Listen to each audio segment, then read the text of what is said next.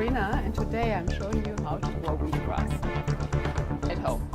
As you see, that's my home-growing wheatgrass here in the back and up front, and I try to explain you now how I'm doing that. So first of all, you need a wheat tray, just a normal seedlings tray. It has hole, as you see, it has hole in the bottom, and I lay non-toxic, non-colored paper on top so that I'm not losing too much water and too much soil. As a growing medium, I'm using cocoa peat, which is actually made out of just coconut fiber. It is compressed into a brick. The benefit of coconut fiber is it is 100% organic and it's absolutely clean of any fertilizers, pesticides or whatsoever. So I know I won't get any toxic substances into my wheatgrass.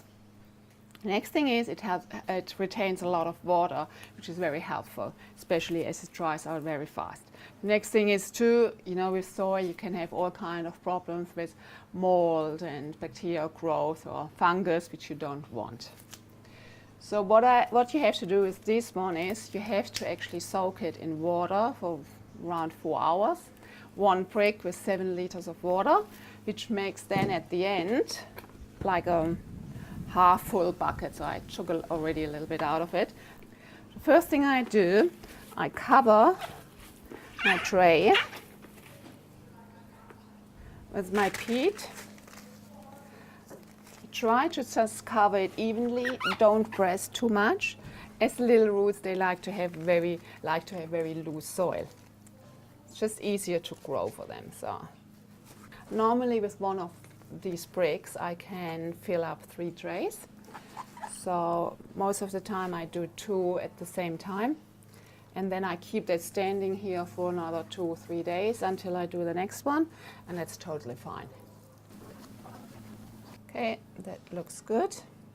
Evenly spread it, and now comes the wheat. I get my wheat out from a normal natural organic food store. It's organic wheat, and I think that's a cheaper version than buying actual wheatgrass seeds, because it's exactly the same. Important thing, it has to be organic. I soak it for 10 to 12 hours overnight in very good drinking water. That's the next thing. Don't use any tap water.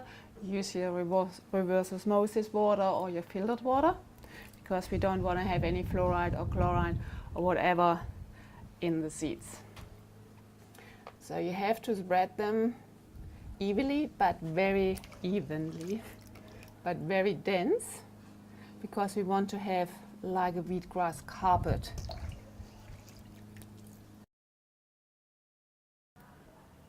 Okay, so now comes the labor of love, because you have to put on a really thin layer of our peat, which is not as easy as it's quite clumpy. What I just do, I put a few spots on it and then I just spread it with my fingers very carefully. Problem is I tried it out without covering, and just covered another tray on top of it, because the seeds normally only sprout when it's dark. But the problem is that they actually dry out too fast. So with that light cover, they retain their moisture and they sprout much faster.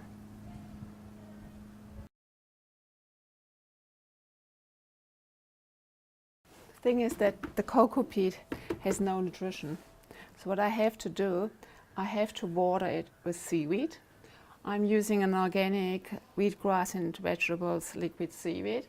It comes just from what it says, brown Australian bull kelp. And to add all the nutritions the wheatgrass needs to grow. I mix it already here in very good drinking water, and I just water it. Okay. That's just perfect.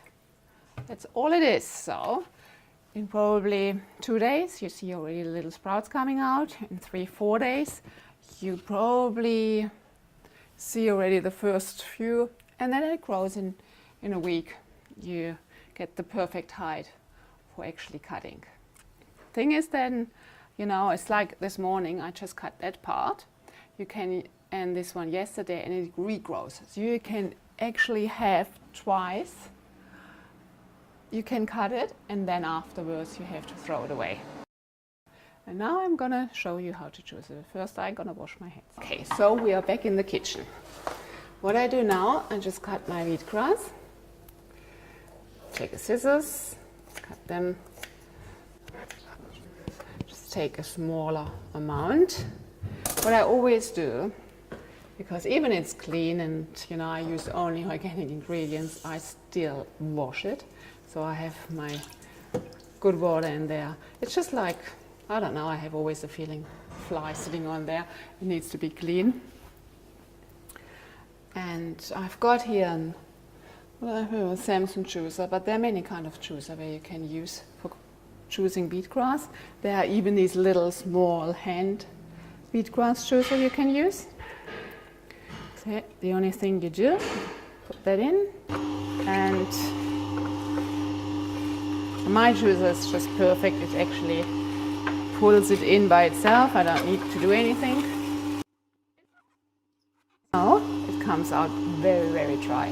It's just the fiber that comes out. It's very, very dry. Look at that. No juice in it anymore. You can turn it off.